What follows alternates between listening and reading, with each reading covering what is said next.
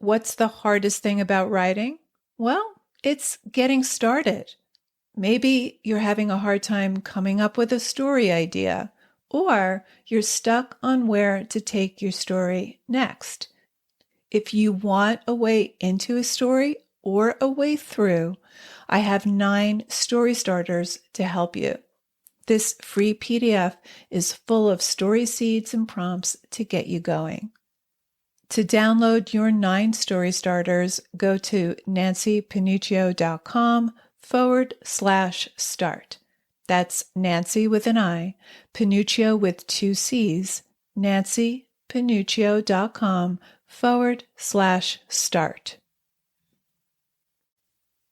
So ask yourself, is this essential story question established early in the story? And does it propel the entire story? Is it enough to sustain the rest of your story? What uncertainty or unresolved issue are we reading to find out?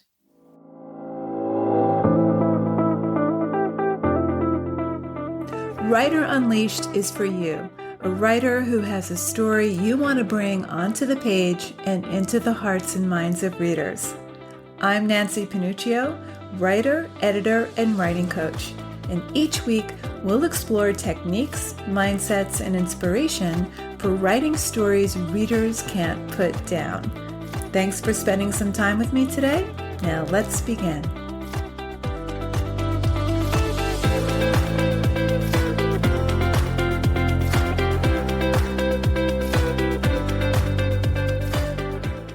In last week's episode, we talked about common mistakes or missteps writers make in their first chapter.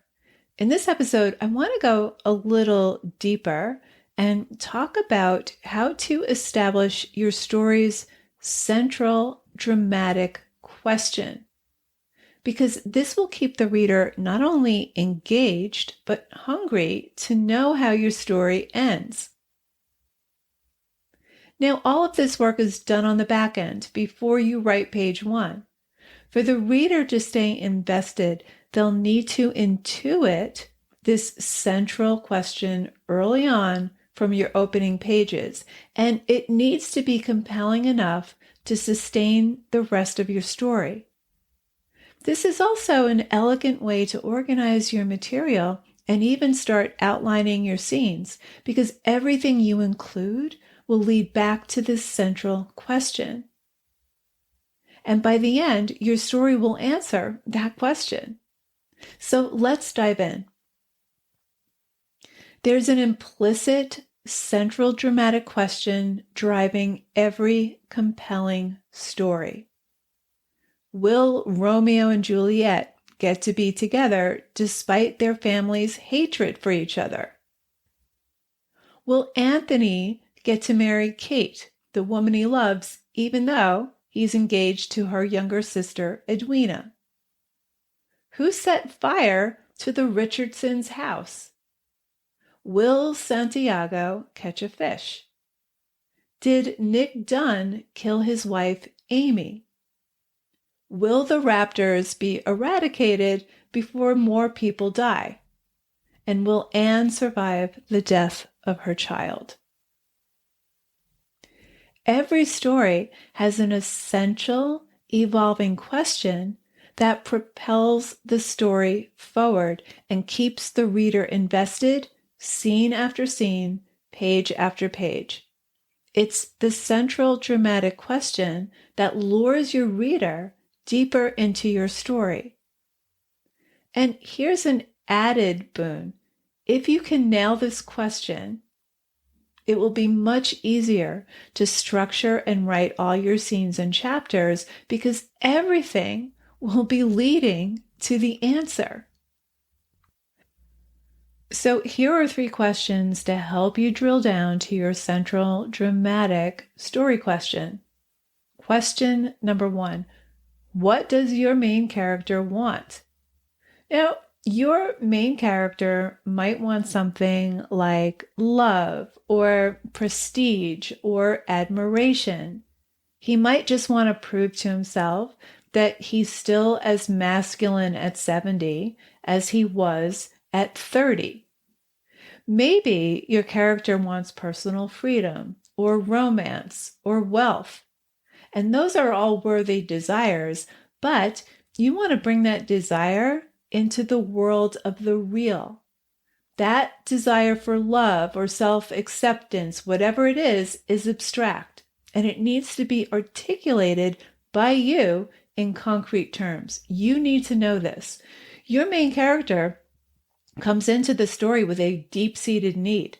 He may not even think he stands a chance of getting what he wants. He may not even be able to articulate what he wants, but you need to articulate that desire. You need to know your protagonist better than he knows himself.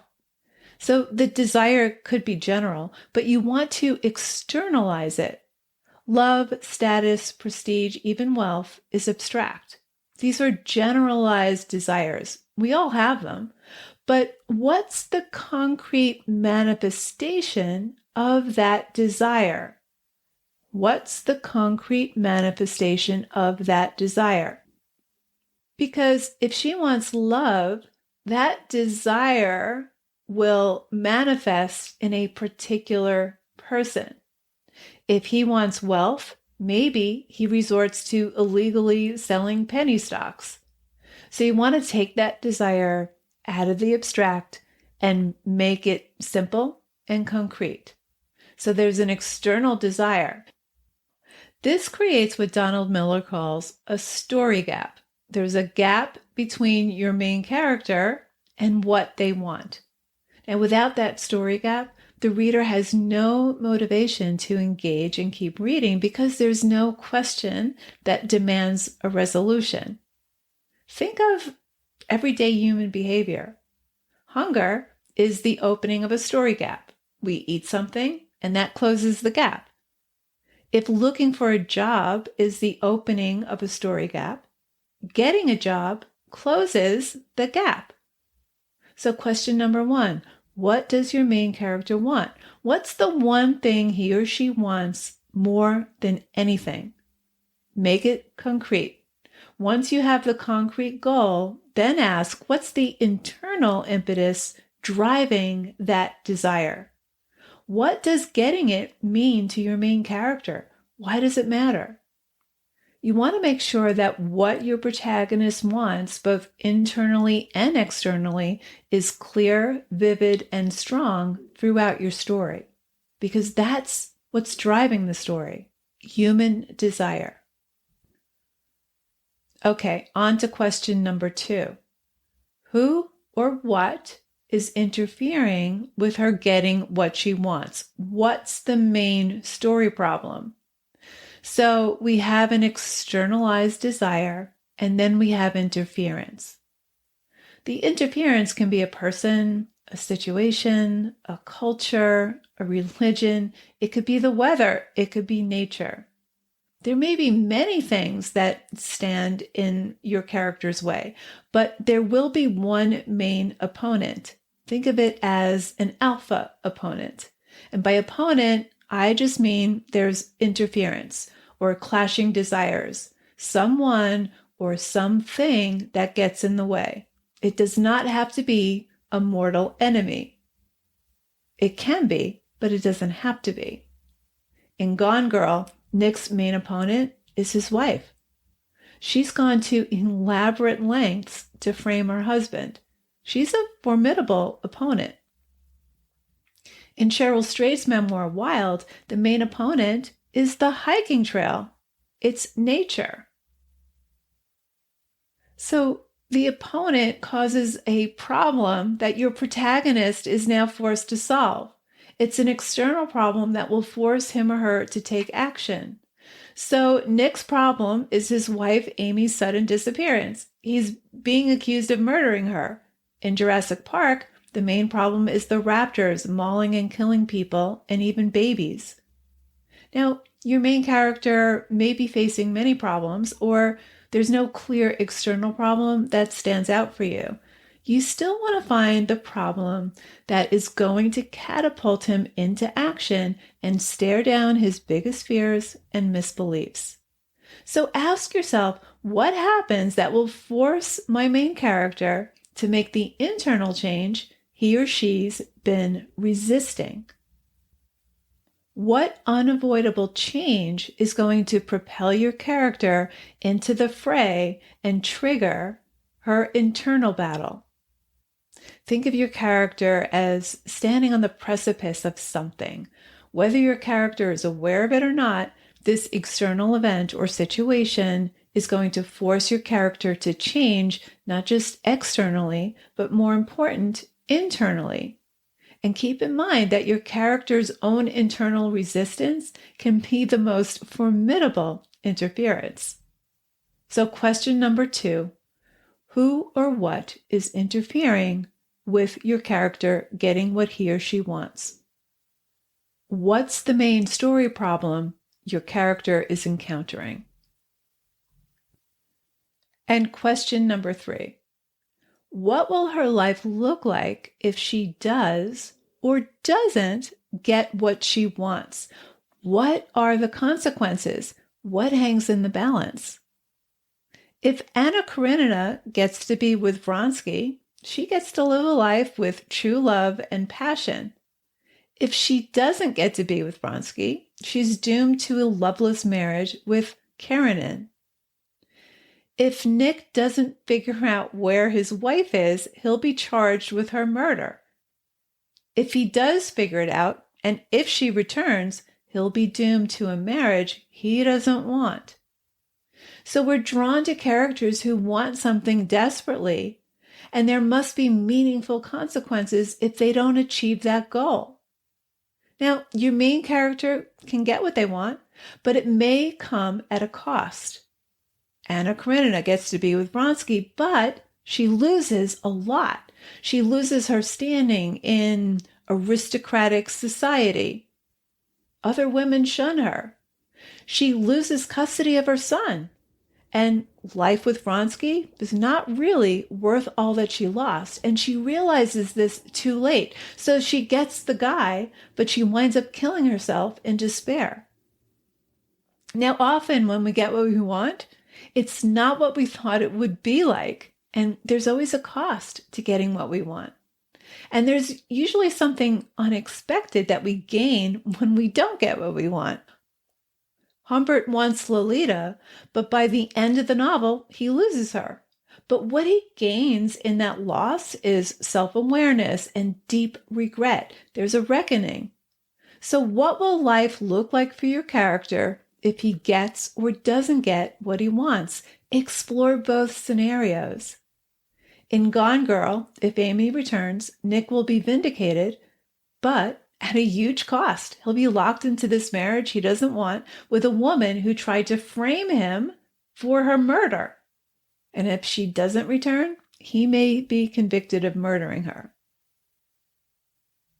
Now, you don't want to give all of this away in your beginning pages. You just need to know this so that you can structure and infuse your story in a way that creates tension and suspense for the reader. So the central dramatic question will focus on the problem your character must overcome to get what he or she wants. Will Nick solve the mystery of his wife's disappearance? Will the raptors be obliterated?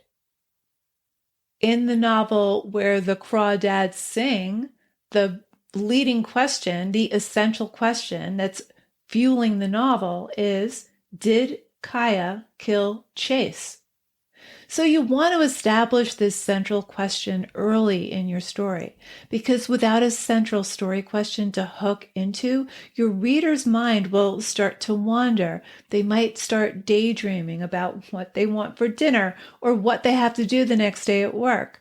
And that's what you don't want. You want your story to do the daydreaming for them. So you want to make sure that everything in your story is relevant. There's no noise, no extraneous details, no excess characters, etc. If your reader can't get a sense of what the main character wants, what or who is getting in the way, and what hangs in the balance, they'll likely get impatient or bored, and they may leave your story. And that's exactly what we want to avoid. Okay, so let's recap. There is an implicit, central, dramatic question driving every compelling story. To get to the central, dramatic question in your story, explore these 3 questions. Number 1, what does your main character want? What's the external desire? What's the internal desire? Why does it matter? Question 2, who or what is interfering with your character getting what he or she wants? What's the main story problem? What main story problem is your character facing? And question number 3, what will her life look like if she does or doesn't get what she wants? What are the consequences? Write briefly about both scenarios. So you need to answer these questions before you write page 1, because if the reader doesn't sense an urgent desire or a problem, what this person has to gain and what this person has to lose, if they don't get this information early in, if they don't intuit it, they will likely abandon the story. So ask yourself, is this essential story question established early in the story? And does it propel the entire story? Is it enough to sustain the rest of your story? What uncertainty or unresolved issue are we reading to find out? Once you know your central dramatic story question, you will be better able to orchestrate the rest of your story, because everything will be building to the answer. You'll create an open story gap, and you'll have an insatiable reader eager to see that gap closed. So there you have it. Thanks for hanging out with me today. And if you know any writers who need some support in their writing, please share this episode or the Writer Unleashed podcast in general. And if you love what you're listening to, subscribe on your favorite listening platform, and please leave me a review. Reading how this podcast impacts your writing truly lights me up and helps me create topics for the show.